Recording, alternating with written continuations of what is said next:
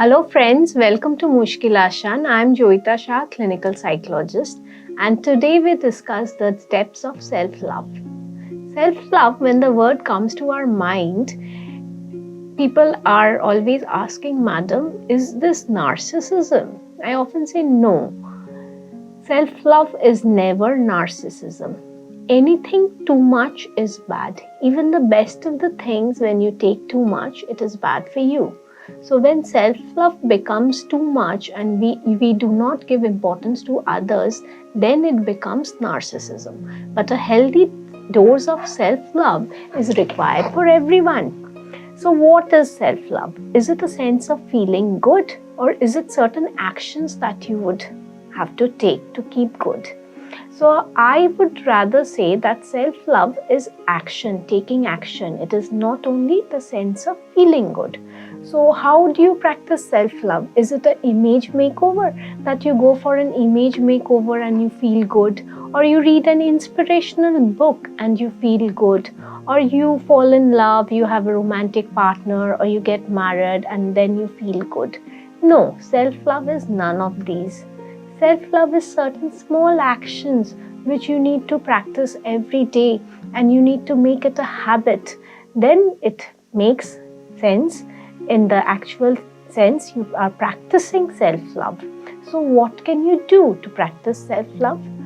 The first and foremost thing that we say regarding self-love is become mindful. That is, give importance to your thoughts, your feelings, your actions without being judgmental. Forget how others are analyzing you. Forget what others have expectations from you. Give importance to yourself. Don't do things because others are expecting you to do it and you're unhappy doing it, but still you're doing it to make others happy. At the end of the day, if you do not make yourself happy, you won't be able to continue it for a very long time. You'll end up making yourself sad, and in the process, you'll also make the other person sad too. So becoming mindful is all about becoming aware of one's own thoughts, feelings and action without being judgmental about it. The second step that we say is act on what you need rather than what you want. This is very important. Often in our therapy sessions, we ask people to give importance only to their needs, because your wants can be a very long list, a never-ending list. But what you actually need is very little. Sometimes we confuse between these needs and wants, and we compulsively go for our wants. We go on buying this, buying that, materialistic pleasures, which we think will make us very happy. But at the end of the day, the thought that it will make us happy makes us happy. But when we acquire the object, we are no longer happy. The thought that buying this dress and wearing it for Christmas would make a person happy, and she goes and buys it. But after wearing it, the very next day, the happiness is all gone. So your want was satisfied, but it was not a need. Needs are very basic. The basic needs are, first of all, you need to be satiated, hunger, thirst, shelter, and the other needs are of that of self-esteem. How much the sense of belongingness is there. You are not feeling needed, you are not feeling wanted. That can lead to much more unhappiness, even if you have the loveliest of the houses and the grandest of the cars. So make sure you're aware of what your needs are and give importance in acquiring those needs rather than buying those wants and endlessly running behind materialistic pursuits. For this, another thing which comes to our mind, mostly we tell our clients, you have to practice good self-care too. What is good self-care? According to people, good self-care is maintaining a proper diet, exercise, doing things which would enhance their physical growth, which would make them healthy. When I say diet and exercise, I'm not telling that you have to lose weight and you have to have that perfect figure and the perfect statistics. No, it is not about that. Keep in mind, if you have an aim of losing weight, you'll become frustrated at the end of the day. But if your goal is fitness, if your goal is staying healthy, then you would be able to continue it.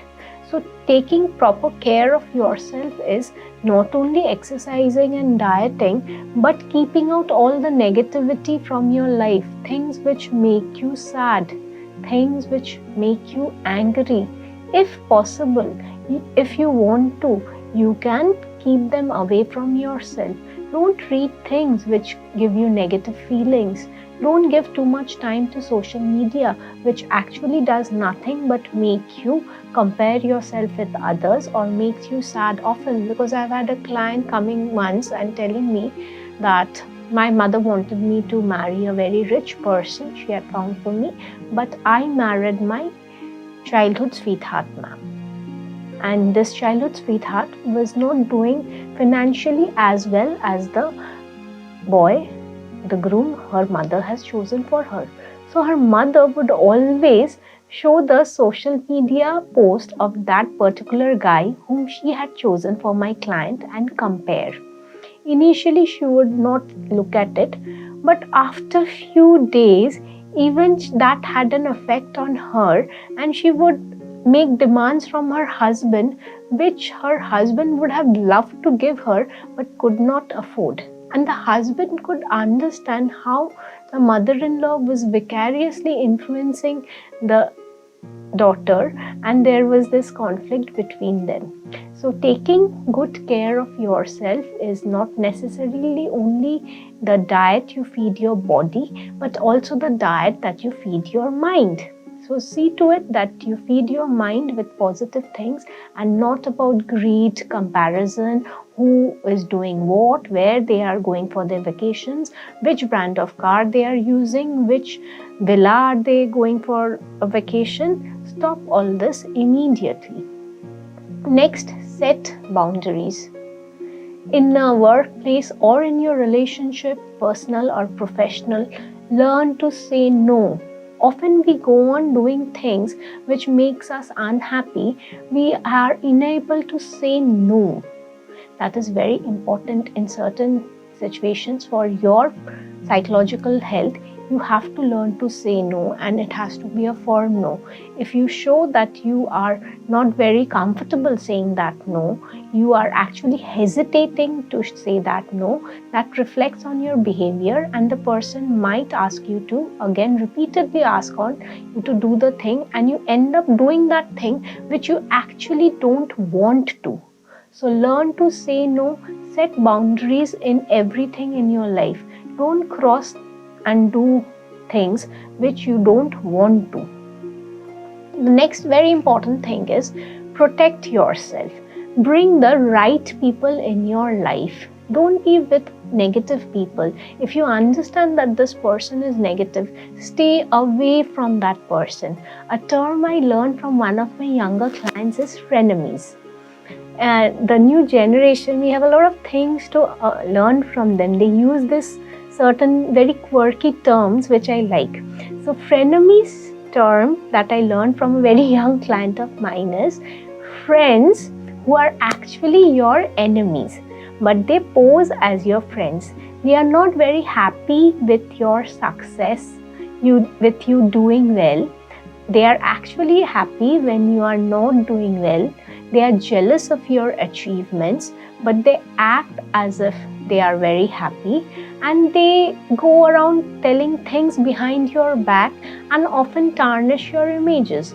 If you follow people closely, you'll be able to understand who's a friend and who's a frenemy. And when you understand who your frenemy is, don't waste time on him or her. Just move away. If the situation is so that you cannot move away, you have to live in a very close distance or work together, then I would suggest that make the minimum of interaction. Things which you should not be telling to that person, things which cannot be trusted, information which you can't trust to give the other person, do not divulge it. So understand who your friends are and who are your frenemies and keep away from them. You will be protecting yourself, and in the long run, this will improve your psychological health. The next point that is very important for your self-love is forgive yourself. We are often very harsh on ourselves. We are kind to others. We say kind words to others. We look at them and say, never mind, don't worry, it will be fine. But when we talk to ourselves, our self-talk is, how could you do this? How could I do this? This mistake, if I hadn't done this, will it actually change the situation? You've done it already. So why are you being so harsh on yourself? Stop criticizing yourself. Stop being so harsh on yourself. Learn to forgive yourself. Learn to be kind to yourself. You'll see that this will be a very positive step towards self-love. Often clients come to me and say that, ma'am, I have made these mistakes, and they go on repeatedly saying the mistakes they have made and they cannot come out of it. So if they cannot forgive themselves in a situation, they cannot come out of that situation, and it goes around as a loop inside their head and they cannot do the next action. So the thoughts, the negative thoughts about what they have done in the past, what mistakes they have made, is so predominant that it does not allow them to take future action. So what I always suggest is forgive yourself, move on and take action rather than just going on thinking. Last but not the least is live intentionally. You need to have an intention, you need to have a meaning in your life. Often we see that the people who do not have a meaning in their life, people who do not have an intention in their life, suffer from existential crisis. Existential crisis is becoming very common in the clients I'm seeing nowadays. They have proper jobs, they have money, they have the dream partner, they have a house. Apparently there is no cause for depression, and often they are being diagnosed as depression and given medication which is not helping them. The root of the cause is a lack of an intention, lack of a meaning of their life. They do not know what to do. That is leading to their feelings of depression and helplessness. So if you find your intention, it might be a very small thing. It need not be a very big thing, and you don't have to be Mother Teresa and change the world. You can assign a very small task for yourself. That is your intention. Apart from your professional goals and the personal goals, that little thing you go on doing, that would give you meaning to your life.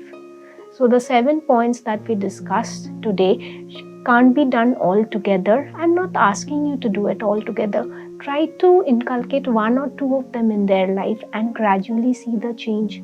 Gradually, you will become a better person. You'll accept yourself, you'll love yourself, and this will help you in changing your outlook towards the world.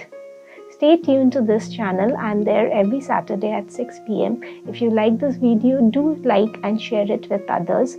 Send me your comments. If you have any requests for any topics, please do write it in the comment section. I'll definitely try to make an episode on it.